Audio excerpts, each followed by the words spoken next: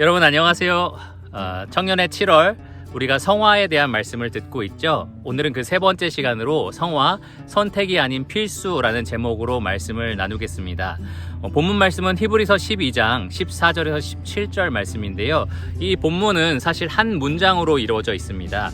이 한 문장의 말씀에서 우리는 성화가 해도 되고 안 해도 되는 그러한 종류의 명령이 아니라 반드시 해야 하는 명령이라는 것을 발견할 수 있습니다. 뿐만 아니라 우리가 성화를 옵션으로, 선택으로 생각했을 때 이루어질 수 있는 여러 가지 문제점, 특별히 세 가지 문제점에 대해서 우리가 발견할 수 있습니다. 이 말씀을 통해서 우리가 분명히 알기 원하는 것은 우리에게 주어진 명령 거룩하라가 해도 되고 안 해도 되는 것이 아니라 분명한 하나님의 뜻이다라는 것을 반드시 기억하는 것입니다. 여러분, 그럼 오늘 말씀 함께 시작해 보도록 하겠습니다. 그러면 본문을 먼저 읽어보도록 하겠습니다. 히브리서 12장 14절에서 17절입니다. 모든 사람과 더불어 화평함과 거룩함을 따르라. 이것이 없이는 아무도 주를 보지 못하리라. 너희는 하나님의 은혜에 이르지 못하는 자가 없도록 하고 또 쓴뿌리가 나서 괴롭게 하여 많은 사람이 이로 말미암아 더럽게 되지 않게 하며 음행하는 자와 혹 한 그릇 음식을 위하여 장자의 명분을 판 에서와 같이 망령된 자가 없도록 살피라. 너희가 아는 바와 같이 그가 그 후에 축복을 이어받으려고 눈물을 흘리며 구하되 버림바가 되어 회개할 기회를 얻지 못하였느니라. 먼저 14절 말씀에서 우리가 한 가지 배울 수 있는 것은요, 이 성화를 열심히 추구해야 한다라는 겁니다. 이것이 없이는 아무도 주를 보지 못하리라. 히브리서 기자는 분명하게 말을 하고 있습니다. 이것이 없이는 아무도 주님을 만날 수 없다라는 겁니다. 여러분 잠시 한번 생각해 보세요. 성화가 없이는 주님을 만날 수 없다. 굉장히 강력한 경고의 메시지입니다.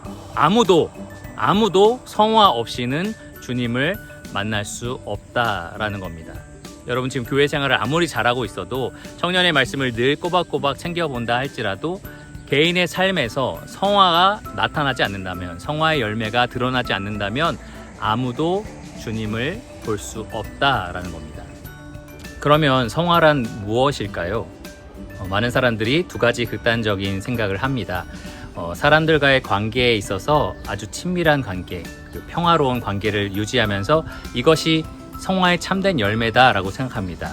하지만 정작 하나님과 자신과의 관계에는 신경을 잘 쓰지 않는 거죠. 말씀도 보지 않고 기도도 하지 않고, 또 반대의 경우도 있습니다. 개인적으로 열심히 기도 생활하고 말씀도 읽고 신앙생활을 잘 하고 있다고 생각하지만 주변 사람들과의 관계는 크게 신경 쓰지 않는, 그래서 늘 문제가 많은 그러한 경우도 있습니다.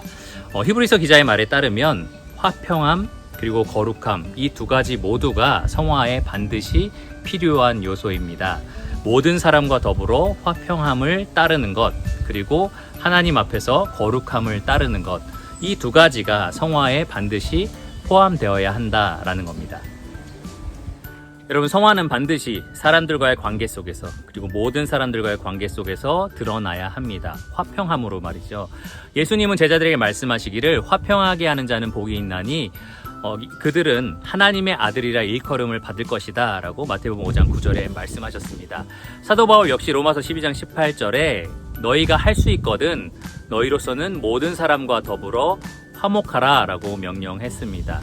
그리스도인이 거룩하게 된다라는 것, 하나님께서 죄인들과, 심지어 죄인들과 화목을 이루기 위해서 그 아들 예수를 보내신 것처럼, 화평하게 하시는 하나님이신 것처럼 우리도 그분을 닮아간다면 그것이 반드시 다른 사람들과의 관계 속에서 화평함으로 나타나야 한다라는 겁니다.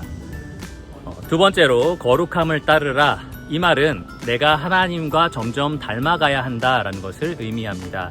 하나님께서는 구약과 신약에 모두 내가 거룩하니 너희도 거룩할지니라 라고 명령하셨습니다. 하나님이 언약을 맺으신 백성들에게 나를 닮아라 라고 명령하셨다는 거죠. 레위기 11장 45절과 베드로전서 1장 16절에 기록이 되어 있는데요. 사도 바울 역시 데살로니가 전서 4장 3절에 하나님의 뜻은 이것이다 라고 분명하게 말합니다. 그것이 무엇이죠? 너희의 거룩함이다. 그리스도인은 하나님을 닮아가야 합니다. 그분의 양자된 자녀로서 하나님을 조금씩 닮아가야 합니다. 우리의 구원의 목적이 무엇이죠? 그 아들의 형상을 닮아가는 것입니다. 우리는 하나님을 닮아간다라고 할 때 그냥 도덕적으로 악한 것들을 멀리하면 된다, 이 수준에서 멈출 수 있지만 단지 그것이 아니라 하나님의 인자하심, 자비하심, 긍휼하심, 그분의 도덕적으로 거룩하심, 여러 가지 그분의 성품을 하나씩 닮아간다라고 생각하셔야 합니다. 이것 없이는 첫째로 수평적인 관계에서 사람들과의 화목, 화평함, 그리고 하나님과의 관계에서 그분을 닮은 거룩함, 이 두 가지 없이는 하나님을 아무도 보지 못한다. 그래서 성화란 옵션이 아니라, 선택이 아니라 필수다라고 말씀을 드리는 겁니다. 그러면 다음으로 15절에서 17절 말씀을 가지고 우리가 앞에 말한 이 거룩함을 추구하는 일에 실패했을 때 일어날 수 있는 세 가지 결과를 살펴보도록 하겠습니다. 사람들과의 화평함, 하나님 앞에서의 거룩함을 열심히 추구하고 노력하라 라는 명령이 주어졌었는데요. 우리가 거기에 실패할 때에 당할 수 있는 세 가지 문제점입니다. 다른 말로 하면 우리가 성화를 필수라고 생각하고 열심히 추구하지 않을 때, 한마디로 선택으로 여겨서 느슨하게, 나태하게 대할 때에 우리 중에 일어날 수 있는 세 가지의 문제점입니다. 히브리서 기자는 16절 마지막에 이것을 살펴라 라고 말하고 있는데요. 바로 성화를 열심히 추구하지 않을 때 일어날 수 있는 이 세 가지의 문제점, 세 가지의 적군들, 이것들을 자세히 살펴보고 그리고 그런 일이 일어나지 않을 수 있도록 잘 막아내라 라는 명령입니다. 첫 번째 결과는 아주 충격적인데요. 바로 하나님의 은혜에 이르지 못하는 자가 생긴다라는 겁니다. 하나님의 은혜에 이르지 못한다라는 말은 앞에 있는 주를 보지 못하는 것과 같은 표현입니다. 결국 성화라는 것은 우리가 하나님의 은혜를 통하여, 하나님의 은혜로 말미암아 그분을 점점 닮아간다, 우리가 정말 하나님의 자녀다라는 것을 증명하는 그러한 확실한 증거이기도 합니다. 그런데 성화가 그 사람의 삶에 전혀 일어나지 않는다라면 결과적으로 그 사람은 하나님의 자녀가 아니다라는 것이 드러나는 거죠. 하나님의 은혜에 이르지 못하는 자가 되는 겁니다. 히브리서 기자는 이미 4장 1절에 이것을 분명하게 경고했습니다.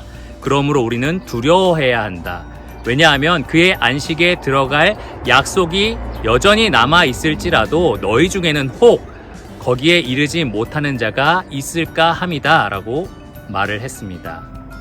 우리도 마찬가지입니다. 우리 모두가 교회 생활을 하고 교회에 다니기도 하고 서로 형제 자매라고 부르기도 합니다. 우리에게는 구원의 약속이 여전히 남아 있습니다.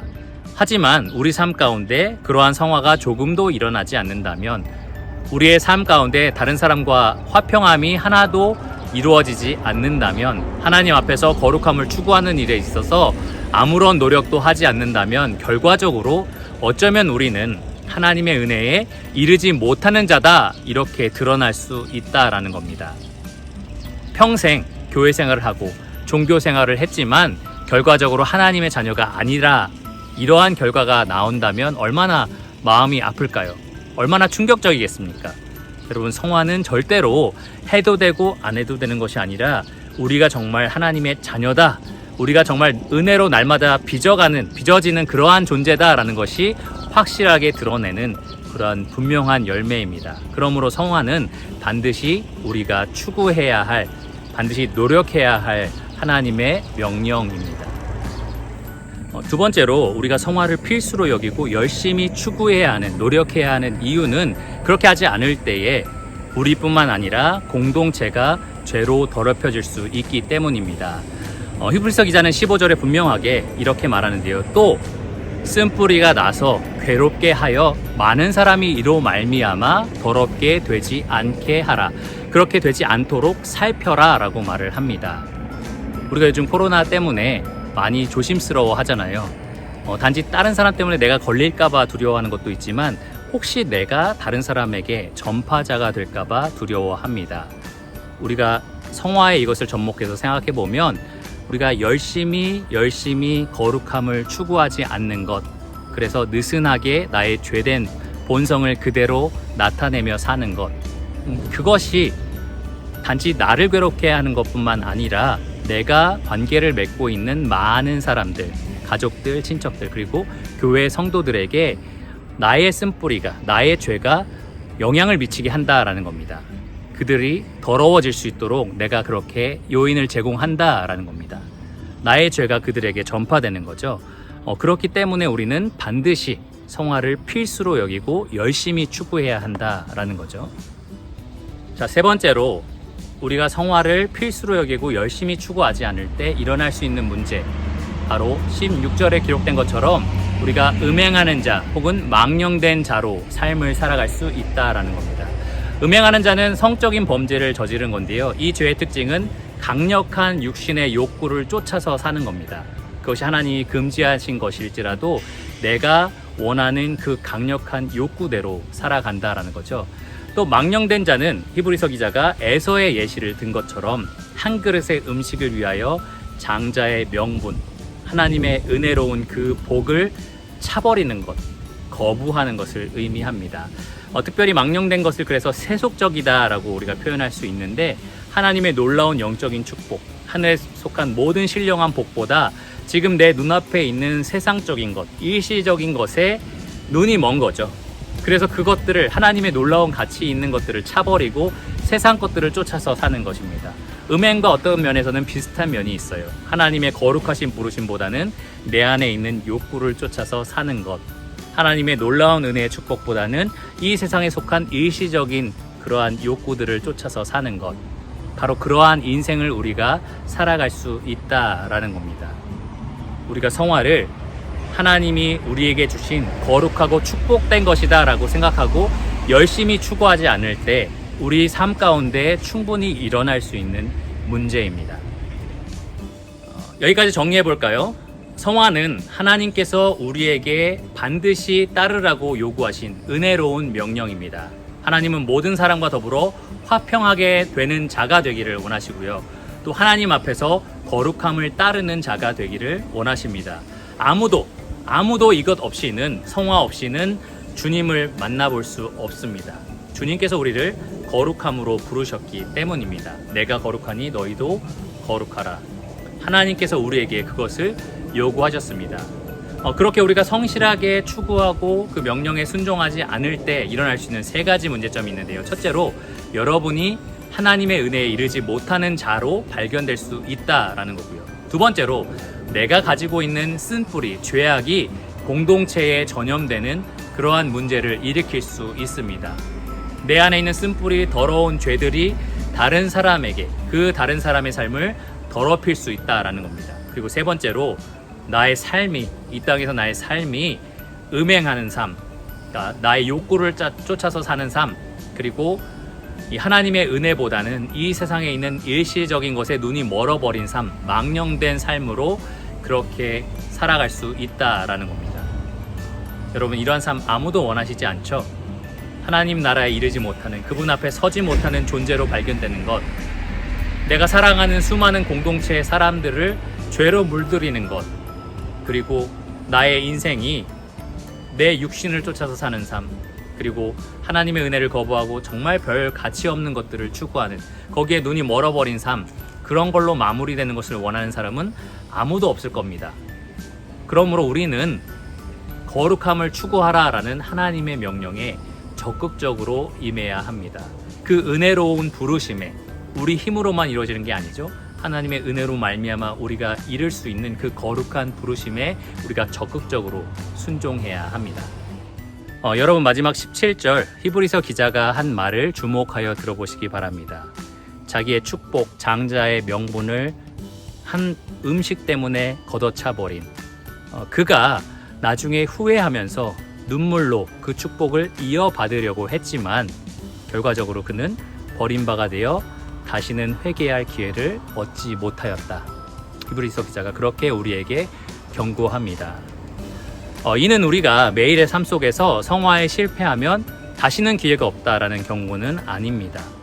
하지만 우리가 꼭 기억해야 할 것은, 우리가 성화의 기회가 주어질 때마다 우리가 그 거룩하신 부르심, 하나님의 영원하신 축복을 걷어차버리고 대신 취하는 것이 무엇인지를 생각해 봐야 한다라는 겁니다.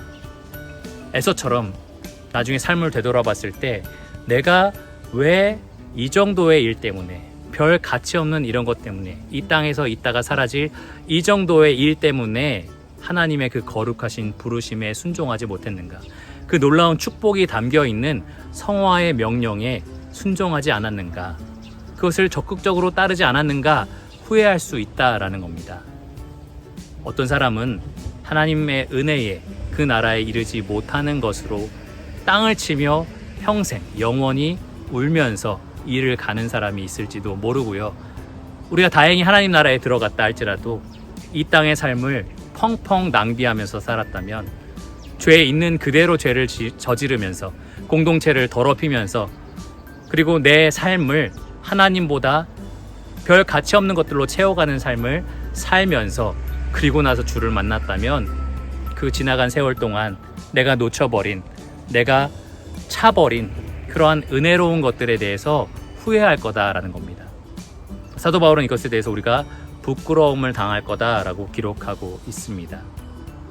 여러분, 그러니까 성화에 대해서 생각할 때 이건 명령이야, 무조건 거룩해져야 돼, 내가 이것을 따르지 않으면 불순종이야, 이런 측면에서만 생각하지 마시고요.